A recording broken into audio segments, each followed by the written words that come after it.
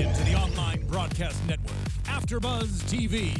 Over 20 million weekly downloads in over 150 countries, and your #1 source for after-show entertainment.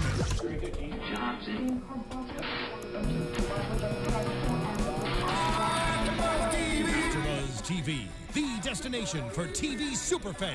Producing after-shows for over 300 of your favorite TV shows. Interviewing celebrities and showrunners. And bringing you behind-the-scenes exclusives. All thanks to E! Entertainment's Maria Menounos, producer Kevin Undergaro, and internet leader Akamai.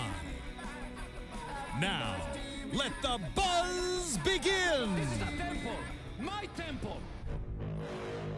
Lucha Underground. There we go. Get it. Get it. Lucha.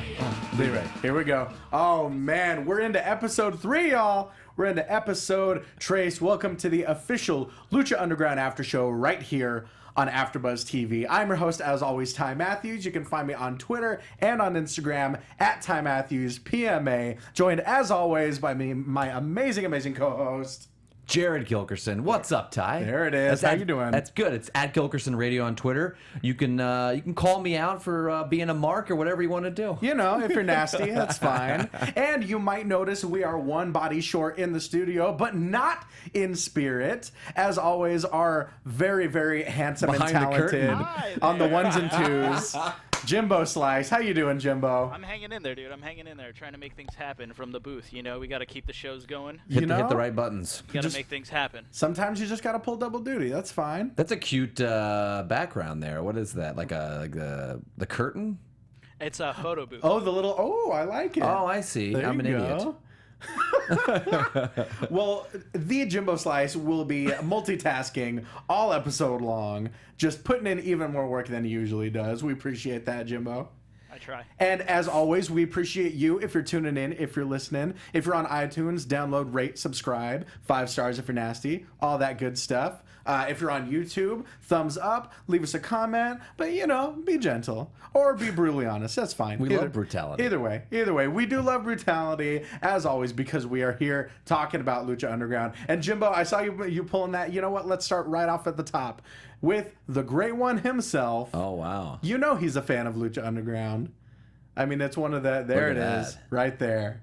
Just getting that. And we will talk about everyone else in the temple getting their pump going. So many pumps. Over the course of the episode. But it's good to see that the great one himself is a fan of Lucha Underground. I mean, how can he not be, really? His arms are as big as my thighs. You know, it's just... Bigger. That's just how he does it. Did you read about his diet when that came out about his diet not too long ago? No. The dude eats like 10 pounds of food a day, most of it being cod. He seems like a cod Like, guy. it's like a scary amount of cod. You know, and, you know, to each his own, but man, he's almost too big for his own good now. Like, when he got back in the ring years ago and got like a hernia because of it, I'm like, man, he's just too big. That's what happens. He's so big. But yeah, he looks great. But guys, we have so much to talk Yes. about in episode 3. I mean, most of it off or out of the ring, out of the temple itself. But let's start off. We got a debut, guys. We got the debuting Cobra Moon. We saw her a little bit last week, you know, just taking out guys all snake-like. And now we've got her facing off with the mighty Bengala, one-on-one. Glass Joe. And Jared was talking about it before the show, just to get in another fighting game reference. I mean, right off the top. But he's basically the Temple's Glass Joe. I mean, really, for someone that's called the. I hadn't seen him in the temple yet. Was this his who first Bengala? match? Yeah. No, he popped up every once in a while in season 1. He was a stray. Yeah, he was a stray tiger. I believe he was in the Gift of the Gods match even at the end of season 1. But we've seen him a little bit, not usually on the winning side of things, but you know, try as he might. And you know, we saw a lot out of Cobra Moon. We saw a lot of slithering. A lot of slithering. Now for this match, for a match in the temple, there was not that much lucha action, not that much high flying. There was a lot of strikes, which I like because it speaks to the symbolism of the temple and of Lucha Underground. We've got a snake versus a tiger. We've got like snapping, biting strikes versus like feline swipes. I love, and that's how they opened up the match. Yeah, exactly. That was a great opening. Yeah, just like that. get out of here. But we did see a lot of great lucha. We saw that sweet inside out Rana from Cobra Moon right over the top to the outside. A lot of really great kicks as well from Bengala, including one super kick that's like, it's insane how much louder everything gets. I mean, like, I don't know if it's amplified or somehow, but I went to the tapings and it sounds just as loud as it does on TV. It's those small arenas, you know, they just like the sound can't go anywhere at all. Exactly. And so there's one moment where he just nails Cobra Moon with a super kick, and he falls into a pin in such an awesome, natural way that I really thought that was going to be it. Yeah, well, I mean, did you really think Bengala was going to beat the debut? But see, that's the thing. I know they've ruined. They've had people lose their debut. We saw before. that, That's but true. yeah. She seemed too, like the promo just happened last week, Sure, and then Bengala. sure. I mean, not quite LOD with the shoulder pads, so you know. right. So I mean, I thought he was a good competitor for her. Sure. Yeah. He's like Tiger Mask's Mexican snow leopard cousin. I think that's how I'm thinking of Bengala. What do you think, Jimbo? I think that I thought she would have had a way like extravagant entrance compared to what she did. Right. Like she just look here she's walking out, and she's got a lot of feathers. She's got the headdress going on, or the robe rather. I thought she'd come out from under where Mil Muertes sits. And just, I see. Creep out. Just kind of cool lighting and maybe out. Oh, like that'd be cool. Exactly. Even more snake symbolism. Yeah, exactly. I wish everyone in the crowd had those like practical joke. The cans of snakes. Everybody. It's like, Everybody. It's just like it becomes a really slapsticky routine. Oh, God. I feel like now, do they ever cut any promos that are okay? Bengala comes off like a little, to me, you know, like a little soft, a little bit of a beatable guy. Sure. Do they ever cut promos that are a little bit more on the funny side, that where you know the wrestler is not very intimidating, but they just cut it just because it's entertaining? Or is it because the show is so short, they're not going to... Not really. Not that I've seen. Jimbo, can you think of anything to that effect? I'd say Jack Evans maybe, because he's just so like, I don't care. Well, his in-ring promos, I can see that a little bit, and we'll get to him a little later on. But I don't know. I think to your point, I'm not sure if they're doing like the off-site kind of cinematic sort of vignettes. We haven't really seen a lot of those. I wouldn't mind seeing just a ridiculous vignette. And that would have been great for Mariachi Loco. Now Mariachi Loco we didn't see him much past the beginning of season 1, but his story is that they found him bussing tables at a Mexican restaurant down the street, and he said that once he wins a match, he would treat everyone in the temple to a song, and then he never won. Oh no. That's cool. And I guess we'll get into it later. I guess there was a promo later on. A lot of promos have some tongue in cheek. Sure. Yeah. But I think the show could benefit from some just straight up slapstick comedy. Yeah. Let's see some guys slipping on banana peels. Yeah, let's do it. Why not? Or Bengala, like, you know, like being like scared in a tree somewhere. Exactly. And like a fireman He's like rescuing there. him. He can't come down. Yeah. Exactly. But we see Cobra Moon lock in a dragon sleeper that Matt Stryker calls a snake sleeper that may or may not become canon, who knows. Yeah. But she kind of constricts around him in, again, very reptilian fashion. Yeah. And he reaches for those ropes, and I really thought he was going to get to those ropes, and then just collapses from the pain. And even in the tap out, even as he's tapping out, he's kind of like clawing at her arm it. like a cat. I love it. Like the symbolism never ends, guys. It's perfect. It's what you need for the show. Even in tap outs, we're getting like kitty cat swipes. I mean, what did you think of? I feel like a lot of times they resort to that choke with a lot of the female wrestlers. The like, dragon sleeper? Isn't Evil East? Didn't she lock that into someone a couple weeks ago in the pilot of season 2? She might have gotten to guillotine. I can't remember. It's only been a few weeks, but I can't remember. Someone if it was had a dragon something locked sleeper. in where it was really a weak dragon sleeper. Sure. I remember we talked about it. It might have been another wrestler, but it could have been. Sometimes I think it doesn't look as clean. I think Cobra Moon's looked a little cleaner because of the way she set it up. Right. That was cool. I like how she kind of got in there kind of sly. Sure. That was awesome. Yeah. But a lot of times I think they can give them a much more explosive way to finish someone off. But I think for her character specifically, it works. Right. Yeah, definitely. Yeah. And once again, I mean, like we've said this before, and it's an easy point to make about the show, but we've got the men and the women being treated on an even playing field. And it's great that we have even more females in there aside from Sexy Star and Evil East that can mix it up with absolutely anyone. When does Matt Stryker stop saying that. Right. Like, I think he maybe needs to right now because it's so early, and sure. if someone's new, they're like, "What? I don't understand." But I think eventually you're not going to have a need to say it. Right, exactly. A very good point. Yeah. So we go backstage to our favorite teleporting death lady. Yes. We got Katrina, the new proprietor of the temple. And we have Phoenix, kind of her arch nemesis, her and Mil Muertes' arch nemesis. And he slides into the office and she says, "You know, I still get a little tingle whenever you're around." And he says he pretty much demands King Queno, the man that what he thinks stole the Gift of the Gods title, you know, just dropping him on that head with that gnarly pile driver. Yeah. And he demands King Queno, and he promises Katrina that he's going to destroy Queno, he's going to destroy Mil Muertes, and he's going to destroy Katrina herself. Yeah. I mean, she even says, you know, on a long enough timeline, and I'm paraphrasing here, on a long enough timeline, you're gonna run out of lives. Yeah. You know. Yeah. And I love that that's an arc that they just have to. She just has to keep trying. She just has to keep killing him over and over and over, and hopefully get to 1,000 times. That's gonna take a few seasons. It's like an achievement in a game. Like she's trying to get that level trophy, beat Phoenix 1,000 times, and finally kill him. I feel like this is going to be the overriding story for the season. Right. I mean, right. because the first episode, much similar scene of this, and then now we're kind of seeing it again. Sure. And I think it's cool. I really do dig Phoenix. Yeah. He's like right on the cusp kind Next of guy. next to Prince Puma, I'd say Phoenix is kind of the primary protagonist of Lucha Underground. Yeah, agreed. What do you think of this story, Jimbo? I think it's cool. I'm a fan of both of these guys. You know, I would say not to break kayfabe, but I hear Phoenix and Pentagon Jr. are brothers in real life. Yeah, that is true. Yeah, maybe down the line we'll see like Zero Fear take out, you know, the man of 1,000 lives. sure. But I'm all for it. Phoenix does amazing stuff in the ring, so I'm always curious to see him wrestle. Absolutely, as we'll see later on tonight.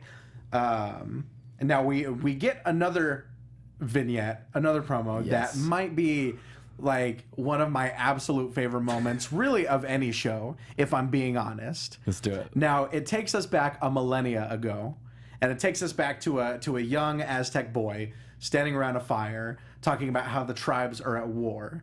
Now we fast forward a little to him as an adult, saying the tribes are at war, and we get Aerostar in full wrestling gear, no less, appearing, just materializing at this fire and talking about how the gods aren't supposed to return for thousands of years. And that's not even an issue for Aerostar, because this guy, listen to me, he can goddamn travel through time. Yeah. He can travel through millennia, through thousands of years, and he's going to come to the temple to unite the gods and the tribes. What the hell? How are you going to beat that? Guys. Like, there's a lot of unbeatable people now. Well, that's what's so, I mean, like, the thing about the temple is that it's not filled with just wrestlers. Yeah. It's filled with dragons and time-traveling spacemen and snakes and tigers and all these people that also just happen to wrestle. Yeah, so how do you even... it's kind of funny that you can... But, I mean, in the ring, that's the fun part. It's like, in the ring, everything's even odds. Like, Right. I mean, you know what I mean? Exactly. That's what it comes down to. Exactly. Yeah, we're not going to see him traveling back to the past in the middle of a match. Hopefully. I mean, wait we a minute. You just opened up an idea there. Like, do you imagine how cool that would be? Like, if they just like, okay, we're going to use the rest of our budget. We're going to give you like some kind of like rocket pack. Sure. And you're leaving. I want think you that'd be guys cool. to stop this spot immediately. Yeah. In 6 months, remember exactly where you were, and we're going to pick it up. Oh my right God, then. you imagine? Okay, that would be cool. It's just like all of a sudden, like someone has to be like, you know, it's like we'll pick on Bengala. Too. Sure. He's just in the ring and he has to start off like this, and then they like just start the show. They just pop in in the middle like of a Zach spot Morris, where they Saved left by off. the Bell style. That's exactly Yes. right. If he loses the Gift of the Gods title and he's like, timeout. Oh, that would be so good. And then he That would comes be back at so it good. again. Oh, He needs a phone like Zach Morris. I feel like that was the source of his powers. Yes. Was that brick phone. huge phone. Yes. The poly dangerously Well, maybe he phone. does. We haven't seen the power. We saw the kind of Iron Man-esque. His little, Yeah. It is very much like kind of like the arc reactor sort of. Yeah. But guys, we're dealing with time travel here. It's so cool. I don't know what wrestling shows you're watching, but I'm pretty sure they don't deal with time travel. Once again, another backstage vignette. Oh, yeah. We were, as we talked about before we went on the air, this episode was really heavy on out of the ring action, and I'm okay with it. Yep. Because we see King Queno lifting weights, just like we see everyone lifting weights in the temple. Everyone's just trying to get that pump on, just get a little bit more swole. I mean, we saw a sweet fight between Puma and Pentagon while he was lifting weights. Now we see King Queno lifting weights. But it's always curls. Just curls. Because you got to look good for the camera. Just working on those biceps. Yeah. Don't you know the tricep is the 2/3 of your upper arm, guys? Chances you see Pentagon Jr. doing any arm work in the gym this season. Like Guys, over-under. Just get those pull downs going, get some skull crushers. I mean, work them triceps is what I'm saying. Maybe they'll hear it. Maybe they'll take note. You don't need a lopsided arm workout is what I'm saying. But we see King Queno getting those curls going. And Katrina is a little bit peeved because he might have won the Gift of the Gods title, but he did not destroy Phoenix. And as we mentioned, as we covered, that's not quite so easy. Like, he's going to have to be at it for a while. I mean, what does she think? Like, you know, you haven't killed him 1,000 times yet. Like, slow down. She's like, come on. She's like, she was expecting this last week to be filled with what are you just doing? 1,000 attempts on his life. Yeah. Like Spy versus Spy style. Yeah. Like just dropping a giant cartoonish anvil on him. And he just keeps like walking out of the way at the exact second. What do they consider a death? Like if he just loses a match, is it considered a death? Well, as we would see later on, I mean, if you get locked in a casket, you die. Yeah. You for sure die. Yeah. And we'll get to that later on. Yeah. Because that's another ridiculous part of this episode that I'm absolutely loving. But I mean, it'd be crazy if like when we see Mil Muertes work out, it's like him like sucking souls out of bodies and like that'd be a cool skulls and workout. like lifting caskets out of graves and just doing like ridiculous things like that. I can see that for sure. At this point, nothing is off limits. No, right we just here. had a guy travel through thousands of years. Exactly, thousands of years. Thousands to go wrestle. Oh man, I must wrestle. So much is happening, but Katrina, she promises King Queno a much better hunt. She promises him Phoenix in a match that he's never lost, which is last luchador standing. Yeah. And I get so excited for this because, not to jump ahead too much, but at the beginning of the match, Matt Stryker announces the rules as whoever is incapacitated to the point of not being able to hear the referee's count. Not just he's not just not able to answer the count, which I think cancels out a lot of the wacky, like, oh, his feet are tied to the rope, so he can't technically stand. Sure. Or he's like buried under 1,000 chairs, so he can't technically stand. Yeah. No, this honors the true. It's the point of last man standing matches, which is you have to be knocked the hell out. So much so that you can't even hear the referee count. Why to does 10. the ref even start the count if they're starting to move and get up? That's my question. I mean, they could be so knocked loopy that they may not answer. But I feel like I get what you're saying. Yeah. But we'll jump in that. So we've got our night's main event, last luchador standing, a non-title match, by the way. Katrina makes it a point to say, you don't even have to put your title on the line. And really, it's not to compare it to too many other shows, but she hates Phoenix. Why would she give him a chance to get back that title that he lost? If she's got the power to make it non-title, hell, it's non-title. I almost wish that, I mean, there's so many like supernatural things going on in the show. I almost wish that they would, she would try to override like the true power of the belts or the titles. Right. Like, hey, it's not going to be on the line, but then like some kind of like the Aztec tribes will it so. Yeah, they like this, like it just starts floating off of like his weight. Like the eyes start to glow on the title belt, and it's like, no, it has to be a title match. Yeah, like nothing, no one is too powerful. Like no one is more powerful. I'm super down for that. Yes. I am absolutely down for that. Because theoretically, if a villain is holding a title, why would he ever want to defend it, really? No. So I like that. I'm down with that. I'm down with supernatural forces forcing title matches. Yes. It's like a true 30-day rule. Yes. If you don't defend it within 30 days, you're dead. Yes. It's like the book from Hocus Pocus. It just comes to life. Sure. Absolutely, Jimbo. Nice 93 throwback. I like it. Yeah. I like it. Well, let's finally get back to the ring, to some in-ring action. We've got Jack Evans making, I believe, his first appearance of Season 2, taking on Drago. And this what I love about Jack Evans and what I was alluding to earlier is that I feel like Jack Evans is kind of the one pure villain in Lucha Underground. You know, Jimbo, you know PWG, and you know how the kind of heat that the Young Bucks get, how they're kind of the only real true villains there. I feel like that's kind of how Jack Evans is here. Everyone, even if you're a rule breaker, even if you're a Rudo, if you will, I think these fans are so respectful and they're so into the skill that's going on in the ring that they're booing, but they're kind of restraining themselves. Jack Evans, even as amazing as he is in the ring, can rein it back enough and can do so many dirty tactics like biting and eye gouging that the boos are deafening. But I'm curious to think, what did you think about this match? You know, I don't know much about. I love another great mask. Dude, Drago is like that mask looks slick. It's incredible, yeah. Like the eyes look great on that thing. Right. And I noticed a lot of people in the crowd had his mask or replicas of something. He sells those replicas. Yeah. They are not cheap. I was about to say they're like those, $200 each. Whoa. Yeah, I believe it. Yeah. Now I kind of understand Jack Evans a little bit more after you explained. Okay. Because I felt like they were both holding back a bit. Right. They were both kind of fighting like big men. Sure. But they were small. I mean, and I only was gonna kind of believe that but you think Jack does that because he knows the fans want, like, you want to see me do my I think so. shit. I think because Jack can do such ridiculous things aerially, and we saw a little bit of that. Yeah. But even what we saw is maybe 10-20% of what he can do. A lot of sitting double axe handles. Exactly. Yeah, exactly. Yeah. If he starts really going all out and doing everything that he's capable of, he's going to turn himself face. Yeah. And he knows better than that. Yeah.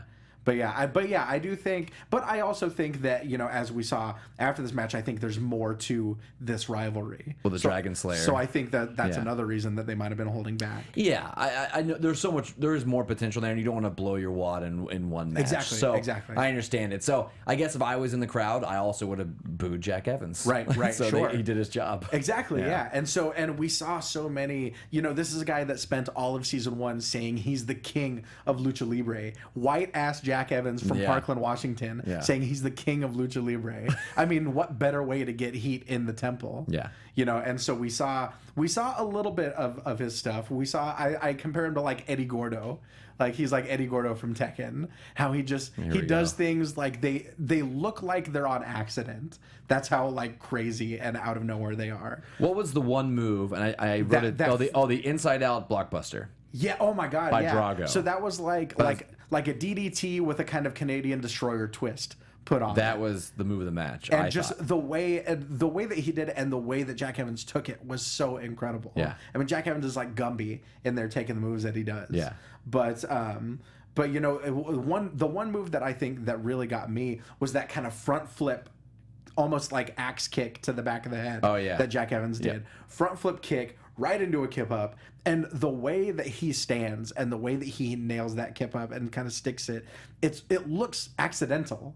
Like he's seen, and I've seen him do like Drunken Master style spots before, and that's what it reminds me of. Yeah. It's like he's moving kind of on accident, like he's moving against his body. Yeah. And even he doesn't know how he's doing these kind of moves. Yeah, he seems pretty unique in that aspect. Exactly. Exactly. And so hopefully they can keep writing. I mean, he's got a good heel thing going right now. Well, like Matt Stryker mentioned, he does have a background in breakdancing, so Perfect. that's where a lot Even of more his, hateable. Exactly, that's where a lot of his unorthodox movements come from. Yeah. What do you think of these two guys, Jimbo? I love both of them. Drago is amazing. His outfit. He's the kind of dude that'll make you stop on the channel and be like, "What is that?" Exactly. And then like his tongue thing that he does, and like his whole outfit and all his moves are crazy. I really liked that. I think Jack was like on the top and had his head tucked, and he super kicked him in the face. Oh man, what an incredible spot! Yeah, I was like, these fools are crazy. It's little twists like that makes something like a super kick, something as ubiquitous as a super kick. It just makes it that much more different. Yeah. You know, you never see with his head kind of tucked against that top turnbuckle. Yeah. I mean, just such an interesting twist. That's a good point. Yeah. But, you know, later we've seen Drago kind of rise to become one of the top competitors in the temple. But even then, you know, we see him go for a Maestral. We see him go for the Dragon's Lair. But it's Jack Evans with a bridging backslide. He not only hits the backslide, but he bridges over it with his feet on the ropes for the 3 count. Yeah. And I think that Vampiro didn't see it. Right, exactly. Exactly. I don't know. I don't know what you're talking about. But another thing about Jack Evans being such a pure villain is that he's disrespecting everyone that's sort of untouchable in the temple. He grabs the mic from Melissa Santos as she's trying to announce him as the winner. Yeah. He stands on top of the commentary table in front of Matt Stryker and Vampiro. Yeah. And he rechristens himself Jack the Dragon Slayer Evans. Yeah. Like, I absolutely love it. And so that right there, Drago's not going to let someone be called the Dragon Slayer and get away with it. Hopefully this rivalry will go for a good chunk of the season. That'd be nice. Right, exactly. See. Yeah, I think they're building that. So yeah, really, really great stuff from this match. Let's get into another amazing vignette for the returning Tahano. Yes. Now, Tahano, if you don't know, he had a big rivalry in season 1 with Alberto El Patron when he came around. Was a big time Rudo at first. He's the youngest and longest reigning AAA mega champion. Comes out to the ring, giant bull rope, big old cowboy hat. I mean, he's just a straight up ranchero. But this vignette reminded me a lot of the Lord Steven Regal Real Man's Man vignettes. You remember those? Yes. Jimbo, you remember those? Yes.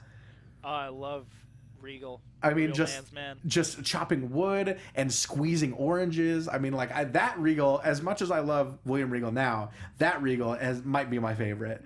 Dude, with the chopping wood. The chopping, I mean, because it was okay. Mm-hmm. It's the first time I've seen him. Okay, yeah. So, yeah. So I'm seeing the horse and explaining the history, and he's a true Mexican fighter. I'm like, okay, and then all of a sudden it went full on wrestling mode. Right. And it was like tight jeans, no shirt, and chopping wood with shades on and flexing at his ranch. Oh yeah.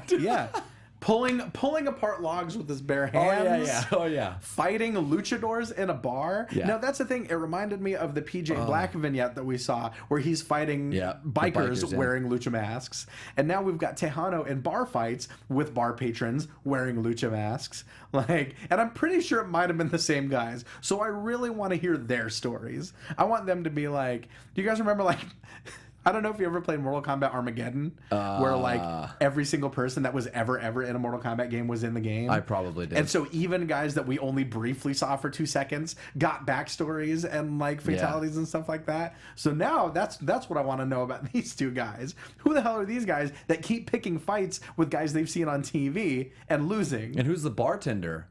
Right. Because she, there's not many managers in Lucha Underground. Of course, Katrina's kind of looked at that, in a way. Right. But I'd love to see her walk out, with him and give him his rope and serve him a shot. That'd be pretty before dope. every match. That's here's a shot. I didn't realize that was a thing I wanted. Now it is. Yeah, come on. Now I like it. Shot and a rope before the match. That'd be perfect. Jimbo, what do you think of Tahano? I don't really know much about him. I've seen him from Lucha Underground and a little bit in AAA, but he seems like just your dude of no, I'm here to fight and drink beer and I'm a ranchero and this is how we do things on the ranch. Sure, exactly. I love it. And we've seen him hit people with a Rough Rider, that big old standing leg drop. We've seen him whip the hell out of people with that thick ass bull rope. I mean, that thing. I'm pumped. You're getting me more excited for this guy. I love this guy's vibe. Good. Yeah. I do love that in this vignette he started swinging the rope around and it was making legit bull rope sounds. Yeah. Or bull whip sounds. Yeah, whip sound. And I'm like, I don't know if that's how ropes work. That's all right. But who am I? Yeah. Just another great vignette. Returning Tahano, who will be on Lucha Underground next week. Who do you think they're going to pin him up against? Bengala? Tahano, not Bengala. Bengala might be out of action for a while. I'd say Brian Cage. Do you think? Well, that's I think so. Maybe not right away, but eventually leading but maybe to lead to a program between the two. We're both big dudes. I could see beat the that. Shit out of people. I could see that. Sure. Maybe Tahano. Who could they have him go up against? I mean, it looks like he's coming back as a Technico. It seems like. So who? I mean, we could see Vinny Massaro.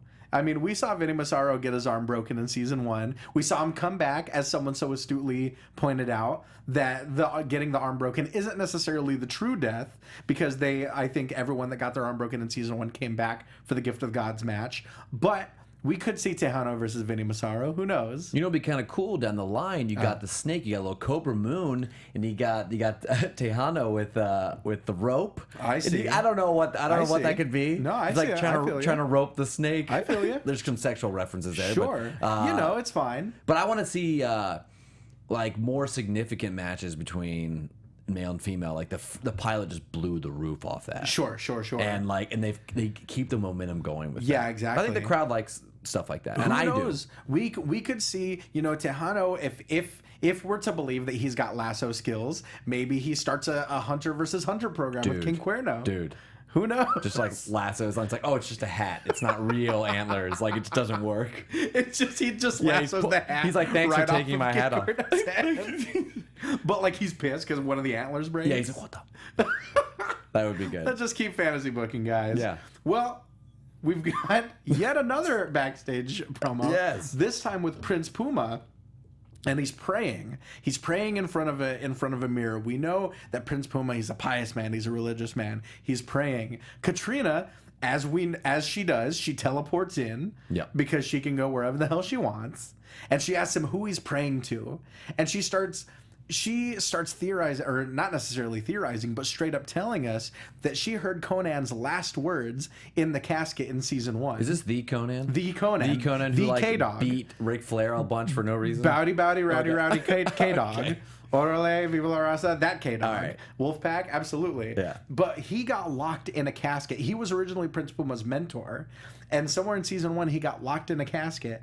And we find out that in Lucha Underground, if you get locked in a casket, you straight up die. Yeah. Like, you're just dead.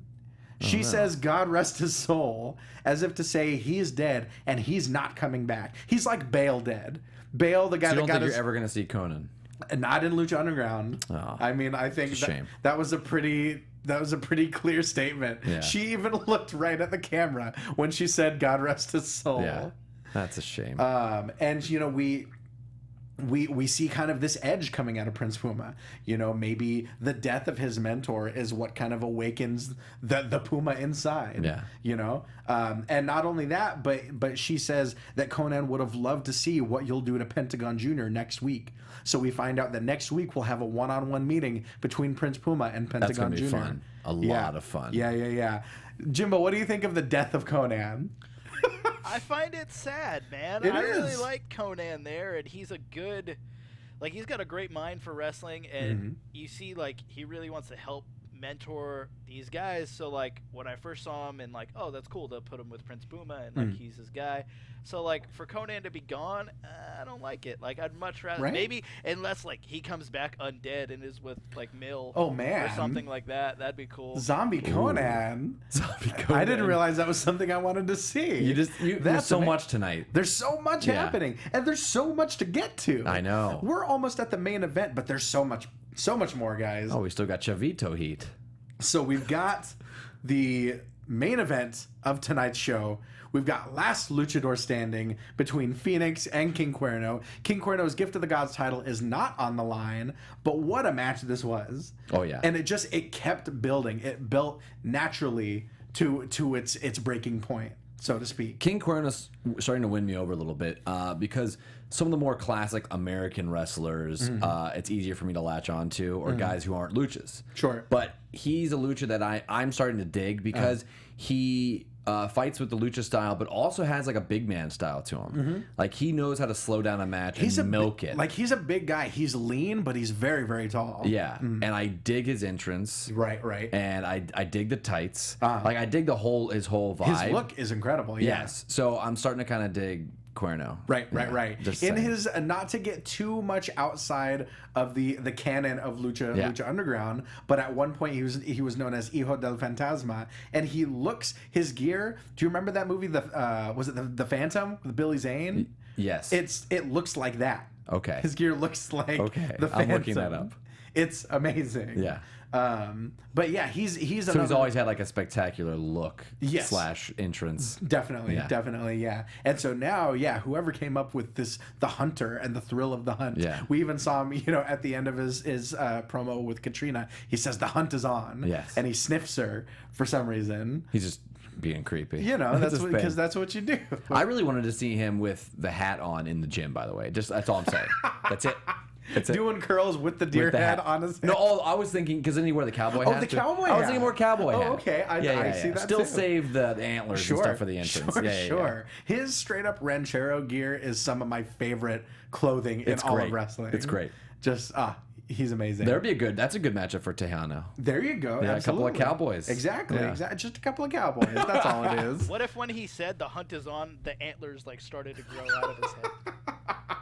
It's like we Depends said. what's in their budget. At this point, nothing is off limits. Yeah. But let's get to this actual match. And this match, I mean, was amazing. I saw you laugh at one point because I think at one point Phoenix gets sent into the ring post, and we just hear the clang of the ring. I wish we had post. that. It's such great sound work. Yeah, let's isolate that and get it on our soundboard. I was just playing No Mercy for N64 over the weekend. What were you playing? No Mercy for N64. Oh, yeah. And one of my favorite things is when you send someone into the ring post, it makes that clang sound. It's so I think good. they took it from No Mercy. Like they actually pulled the sound. They just pulled the actual sound from this N64 wrestling game. Yeah. Sure. That was a great laughable moment. And the other one, now that you got me thinking about another kind of out of the match moment, is when the ref was counting kind of slowly, and Querno's like kind of gets out of his character a little bit. He's like, "Come on, count! Right. What are you doing?" I love frustrated Queno. It's great. Like he gets so believably frustrated. It's fun. It's fun because it's a wrestling match, so you can have all the badass backstage promos and stuff with Katrina, and they're kind of these supernatural people. But then all of a sudden you get them in the ring. It's like, come on, ref, count. Come on, what are you doing, Marty? Count faster. You know Marty. We actually, funny story about Marty. He and I trained as referees together. Oh, nice. Back at the School of Hard Knocks for the EWF, way back in 99, 2000. Nice. A long time ago, y'all. But Marty is a very accomplished referee. Yeah. He refereed Shawn Michaels versus The Undertaker at WrestleMania. Which one? 25 or 26? I think the first one. I think 25. But he's done a lot. So, senior official Marty Elias, as Matt Striker likes to say. Nice. But yeah, like I said, this match just kept building on itself. Yep. We saw a series of double jump corkscrew planchas from Phoenix that even those kind of built on each other. One was from the corner and one was just straight from the middle of the rope. Yeah. They were ostensibly the same dive, but the second one somehow was even more impressive. Yeah, I think they hit some fans' legs too. Right, I really think they did. Probably. They just don't care. Those the fans are like, close, yes, and really and close. they would love to be hit by the wrestlers in the match. This isn't like Lucha Vavoom, which I attended last night, and they literally say get out of the way, and you see all the parting of the sea. Move. Yeah, exactly. Everyone stays and put here. One of my favorite moments as a wrestler is getting to tell people to move. Yeah. And even better when they just don't. Yeah. When they just sit there and look at you. Yeah. It's like, well, come on, man. Thanks. But we not only that, but we see a corner to corner version of the arrow from the depths of hell. That was cool. I for some reason I never really thought about him doing that move corner to corner. But once again, just like that super kick in Jack Evans versus Drago, it's that little twist that makes it so different. Do you think, and I'd like to hear what Jim wants to say, Sure.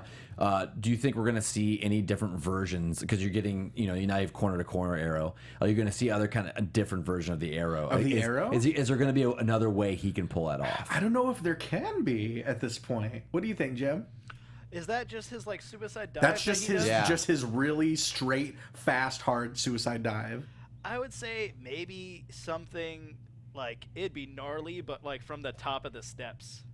Down to the bottom. Oh my god! That would he be could slide on insane, something. But something like that, because I'm trying to think of what other spots they've jumped off or places in the temple that they utilize. Is the window? The window's not broken for not the office yet anymore. Not right? yet. Well, if they break the window, maybe he'll dive through the window. Oh god! Oh maybe. What do you think about him doing it? I think he might be too tall or too big to do it. But if he did it Sami Callihan style through the middle and bottom rope, that's the heat-seeking missile like Austin Aries does. Yeah. That's just insane. That's Steven, our Hi, other producer. Steven. But yeah, who knows? There could be any number of twists that you can put on. Have they ever gone from a middle of a match to a cinematic in the middle of a match? I feel like they have. Yeah, I really want them to do that. I think they might have, actually. Yeah. I can't remember. Yeah. Guys, on Twitter, I know you know. Little Hit help. us up, tweet us, leave a comment on YouTube if you know. Because I'm pretty sure at one point in season 1 that did happen. Yeah. Where they cut to a cinematic and then back to a match. Yeah. But who knows? That'd be fun. But at the end of this match, we get ladders, we get tables, we get King Cuerno setting up a ladder, looking like, at first it looks like he's going to try to German suplex Phoenix through a table. Yeah, the crowd was in. Phoenix has none of it. We even saw a Dikembe finger wave. Yeah, I love the Dikembe. From Queno. Yes. No. Yeah. We saw a sweet dive from Phoenix that just ate nothing but air. Yeah. And just Cuerno walks away going, no. Yeah, this is great. That's so good. See, I like Cuerno's. I tell him, like, and you mentioned the Matumbo wag. Like, he has this very human aspect to it. Sure, Like, he's got swag. He's like, I'm a wrestler, damn it. He's got swag, yeah. So Phoenix fights out of the German suplex attempt, goes to climb up a ladder.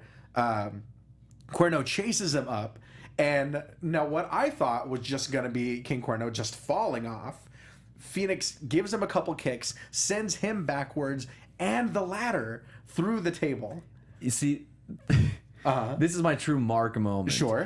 And the idiot, I get so caught up in the moment. I see the ladder kind of, because they set it up really vertical, really like almost straight up. Sure. So I'm like, that's gotta. But no, I get sucked in. I'm like, and I see him getting kicked off. I'm like, how's he, like, that ladder's gonna fall backwards? Not thinking, you idiot, there's a table right behind him. Like, they're setting this up. But I got sucked in, and that's what's great about it. Sure, exactly. When you get sucked in, you're allowed to think dumb stuff. Yes. Me and our friend Peter Avalon, for the longest time, thought that when Sin Cara debuted, he was just straight up jumping over the ropes. Oh, Jesus. Like, we didn't realize there was a trampoline there, because we're dumb, and we just love liking wrestling. And we were like, man, can you believe how high he jumps? It's like if he had Aerostar's rocket boots, yeah. And then we realized, like, oh, we're dumb. Yeah, like, we're not showing it on TV at all. But once again, it's like you said, that's the immersiveness of pro wrestling. It lets you get lost in those moments. So, as we said, King Cuerno gets sent backwards with the ladder on top of him through a table. It's a loud sound, too. It's very, very loud for the 10 count and for Phoenix to be the last luchador standing. And we get that amazing, amazing visual of him standing on top of Katrina's office, just like the white light shining on him. Oh, that's the office right there. Yeah, that's the office. That's Katrina's office, yeah.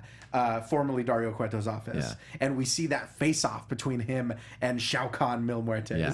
And Mil Muertes, whenever Phoenix gets any sort of offense, he's just like shaking with rage. Yeah. Because he knows that Phoenix is the only one that has his number.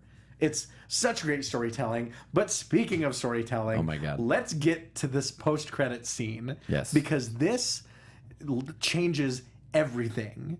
Now, to give you a little bit of backstory, Jared, in season 1, I think we've talked a little bit about the crew.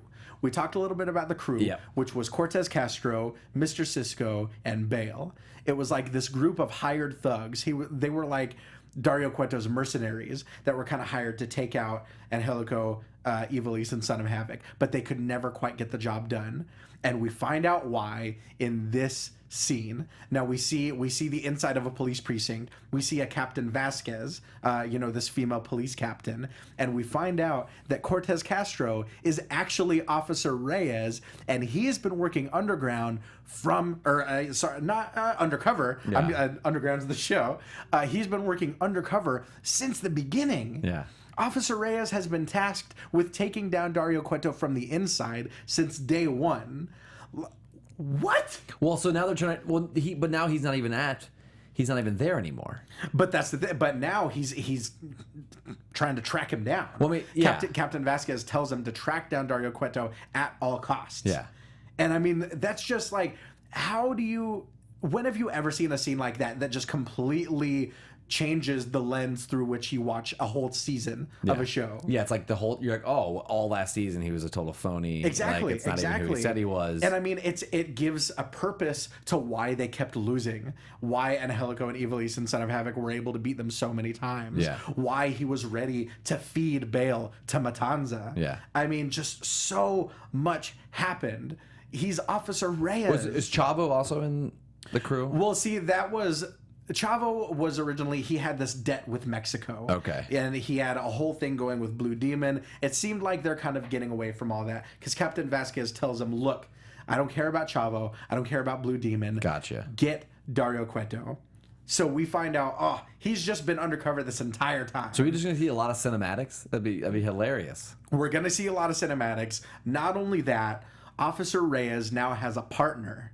A very sleazy partner that we're familiar with. A very sleazy, lollipop-sucking partner. That's right. The one, the only, Joey Ryan is coming to the temple. And guys, if you're watching, Joey Ryan will be here live in studio with us next week to talk about his involvement in this season of Lucha Underground. I just saw him get all oiled up last night. At Lucha Boom Boom, yeah. Yes, like it the was Pina Colada song. Oh my God, the crowd loved it. Exactly. The crowd loved it. But which would be really cool because like you've seen him in that element and you've seen him in this element, and it's so different because Joey's quite the character. Right. And the difference between like sleazy Joey Ryan and like Hollywood Joey Ryan and all the different ones. Sure. Like, it'll be really interesting to see like what he has to say when he comes in. Right. So we've got, and not only that, but now we've got the layer of of Captain Vasquez telling them to pretend that they hate each other. Yeah. And Reyes says that shouldn't be a problem. Yeah. Because another thing about them is they both started at the EWF School of Hard Knocks